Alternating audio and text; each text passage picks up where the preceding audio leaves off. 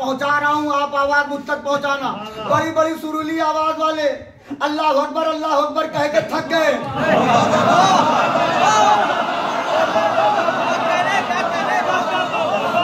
नहीं निकला, थक के आए बिलाल के पास, बिलाल अजान दे दो। बिलाल ने मुस्कुरा के कहा क्या हुआ, अंधेरे से डर लग रहा है? एक काले को गुलदस्ता अजान से हटाया, फातिमा ने पूरी जिंदगी काली कर दी।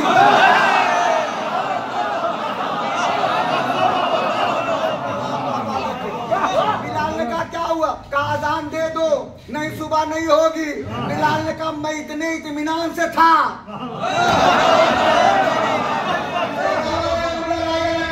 बिलाल ने कहा मैं इतने इत्मीनान से था कि तुम पढ़ के आओगे। क्यों?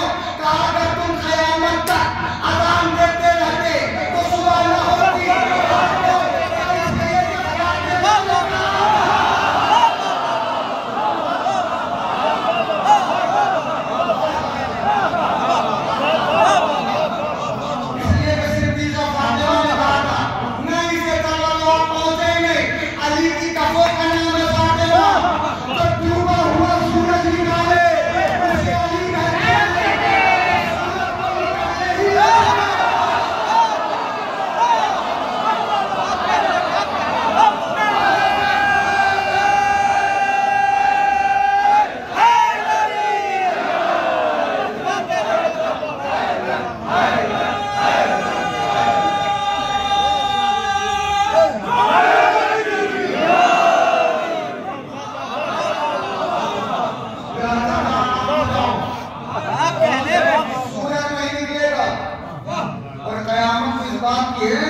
ये किसी को रिश्तेदारी की बुनियाद पे कुछ नहीं कहते।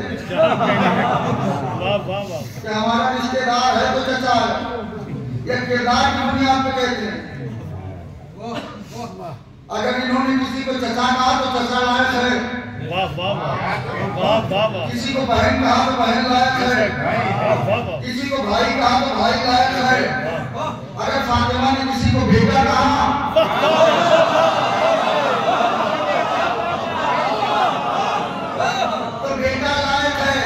ये रिश्तेदारी की बुनियाद पे कुछ नहीं कहते। वरना बहुत सारे लोग अरमान में मर के साथ गए कि नाना कह दिए जाए, सर गए कि नाना कह दिए जाए। उनके लिए नाना तो हुआ,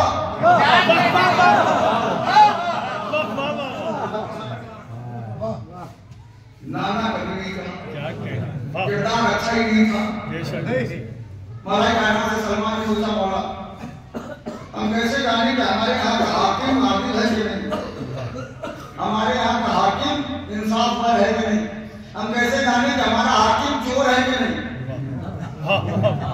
अली ने कहा कि सलमान उसकी दोनों जिंदगियां देख लो, हुकूमत आने के पहले भी, हुकूमत आने के बाद भी। अगर हुकूमत मिलने से पहले साइकिल पे चलता हो और हुकूमत आने के बाद कार खरीद ले, समझ जाना नहीं मान है। और अगर दोनों जिंदगियां एक जैसी हो,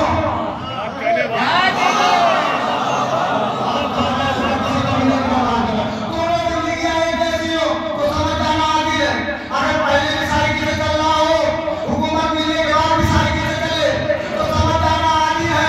सलाम करना सैयदा को, सैयदा सदक मिलने के पहले भी चट्टी चलानी थी।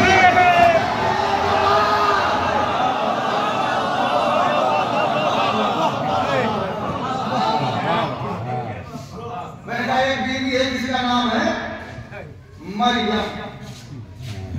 मरियम के सामने जिब्रील आया तो मरियम घबरा गई। मरियम ने हाथ को जोड़ के कहा मैं तुझसे अल्लाह के पाना चाहती हूँ, अगर मुत्तकी है तो चला। घबरा गए जिब्रील, कहने लगे घबराइए नहीं, मैं तो रसूल हूँ। देखिए मरियम है छोटी सी दी, फातिमा है बड़ी सी दी। मरियम ने कहा कि कौन हो तुम, इसका मतलब मरियम पहचान नहीं पाई। अतः सैयदा के आगे जब जिब्रील ने कहा कि मैं यतीम हूँ, वहां कहा मैं रसूल हूँ, यहाँ कह रहा मैं यतीम हूँ। फातिमा ने कहा फिजा रोटियां दे दे। फिजा ने रोटी दी, जिब्रील ने कहा मैं यकीन हूं।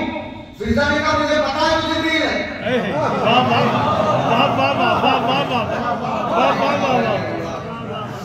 मुझे पता है तू जिब्रील है, रोटियां ले ले, मगर है तू जिब्रील।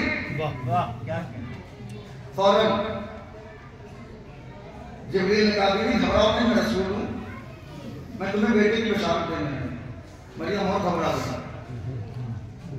एक परवरदिगार ये क्या है, मेरी शादी नहीं हुई, किसी मर्द ने मुझे मस नहीं किया है और तू कह रहा मुझे बेटा होगा, बगैर शादी के किसी को बेटा हुआ है।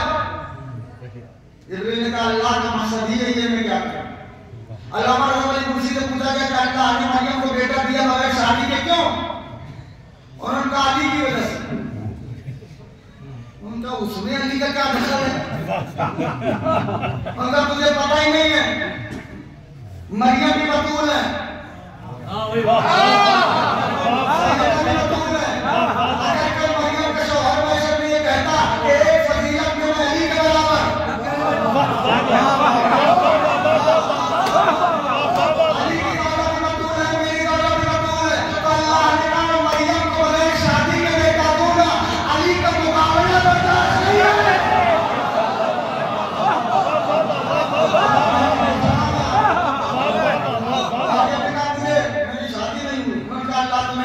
यही कलाए परवरदिगार है, तुम्हें औलाद मिलेगी, अल्लाह देगा।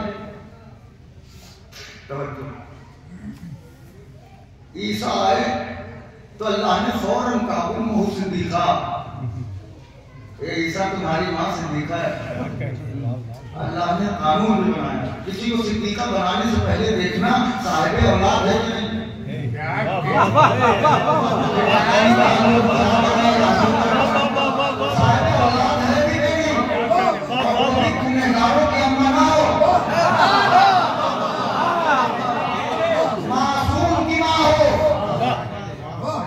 इसलिए कि मरियम में एक बेटा मासूम है, फातिमा के 11 बेटे मासूम हैं।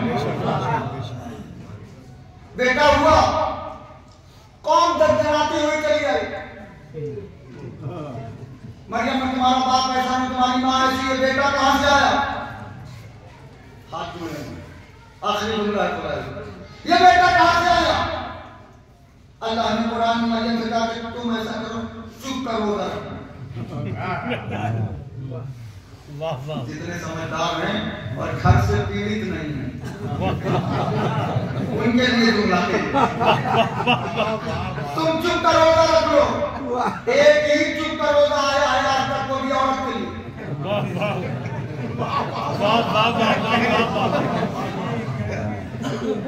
चुप का रोजा